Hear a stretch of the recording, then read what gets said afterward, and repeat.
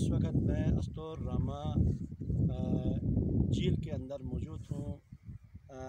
ये आप मेरे बैक साइड में आप देख सकते हो, मेरा कैमरामैन आपको दिखाएगा कि झील के अंदर हम मौजूद है। 14,000 बुलंदी के ऊपर इस वक्त मैं मौजूद हूँ। मेरे बैक साइड में आपको कैमरामैन दिखाएगा कि नंगा पर्वत बेस कैंप के अंदर मैं मौजूद हूँ। रामा लेक 2 किलोमीटर क्रॉस करके हम यहाँ आए हैं। कोरोना की वजह से दुकानदार हजरात दुकानें बंद करके आए हैं। टूरिस्ट हजरात इस वक्त हज़ारों लाखों की तादाद में इस वक्त आते थे। कोरोना की वजह से इस वक्त रामा सुकसान है, रामा के अंदर कोई भी टूरिस्ट मौजूद नहीं है। इसीलिए हम लोग 20 से 25 कारोबारी हजरात यहाँ पर दुकानें बंद करके आए हैं। 2-3 दिन यहाँ हमने स्टे करना है। बेस कैंप आप देखें, बहुत खूबसूरत आपको नज़ारा बेस कैंप के अंदर भी मेरा कैमरामैन आपको दिखाएगा। और झील भी है बहुत खूबसूरत, हसीन वादी ज़िला अस्तोर।